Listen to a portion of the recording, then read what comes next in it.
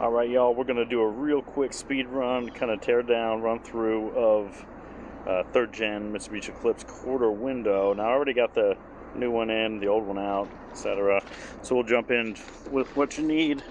So what you need, ratchet, extension, 12mm socket, which I dropped in the body.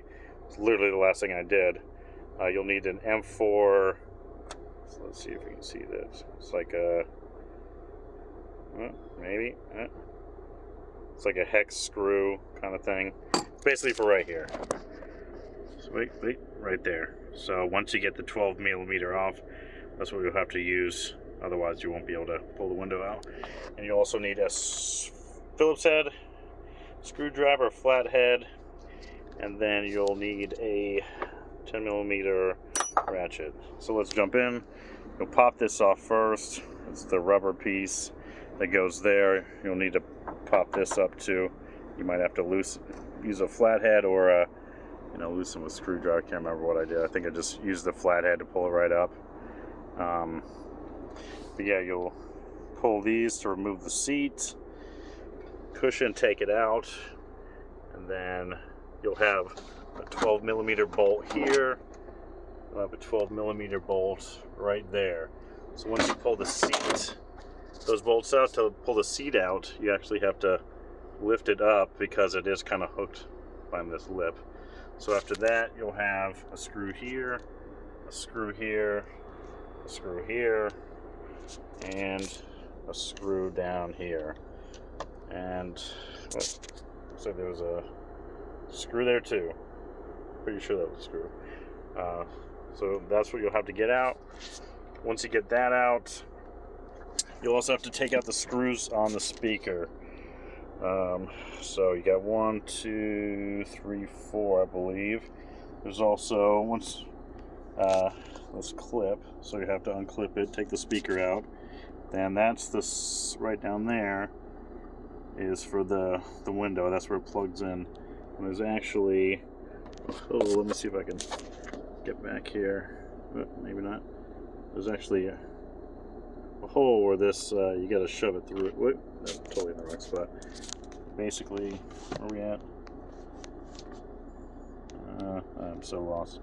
Yep, right there. So if you follow that up, there's actually a hole you have to shove the rubber through. And oh, there we go. Now we're back. So there's a hole there. This is a little squishy part. It's actually in the wall, so you got to kind of squish it and push it through the hole. And then you don't really have to worry about taking this part out. You can pretty much get it off, but we'll have to take this off, 12mm, and this is where the hex bolt thing comes in. Let me give you a closer look. So that's where you'll have to go. You go left. Once you get out, then you'll have a lot more clearance. And there's also, let's see if I can get up there. There's 3 bolts, 1, 2, and this is screwed in. So there's another one on kind of like the other side right through here. But once you pull the panel off, you'll be able to get in. I got the screw in here, so I can't pull it off to show you. But this part will eventually come off. And then so once you got those bolts off, there's actually a little one. That's where the 10mm comes in. So I try to use like the ratchety part. Well, what happened was I got it started and then it got stuck. So after I had to put it back on, just use the 10mm. There's one here. There's actually another one right behind it. So you'll be able to see once you get but that's connected to that metal bracket those 3 bolts are holding. So what I had the problem with was getting the window out. So getting the window out, I had to remove 2 of the bottom screws on the window regulator. That's in the trunk, but the top one I could leave on. But then I had to use a lot of WD-40 to get it out. So I sprayed the glass, I sprayed the body, I sprayed like there was no tomorrow. But I mean, I had to fight this thing like women fight Republicans for, healthcare, basically. So I mean, that's that gives you any indication how much of a struggle is ahead of you, be ready, because it was not fun. I mean, I literally threw the window down when I was done. Anyways, jokes aside, once I did get it out, the other one was, because it was up, it was a lot easier to get out when I pulled it from the scrapyard.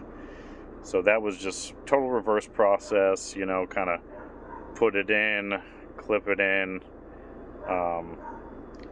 I kind of got everything kind of situated down here because that kind of held it still. But then it was, you know, just aligning the stuff on the brackets, you know, like on the other side of this, there's that other bolt I was talking about. So you actually have the bracket on the outside, so it's 2 brackets. But yeah, I mean, that's pretty much it. And then you screw it all back together. And yeah, I don't know if I mentioned, but you use a flathead just to kind of pry this off and it'll pop back in. But yeah, I couldn't find any videos of it. So as you can see, it's pretty dirty. It definitely needs to be cleaned. And if you ever need to replace the fuel pump, fuel filter, that's where it's at. It's right below there. And it is spring loaded. And that was another story for another day. But it is a 2-person job, just to warn anybody who's trying to do that. So there you go. I know I said this was going to be quick. It's not really quick. So I'm going to end it right now. Here you go. Bam. Adios.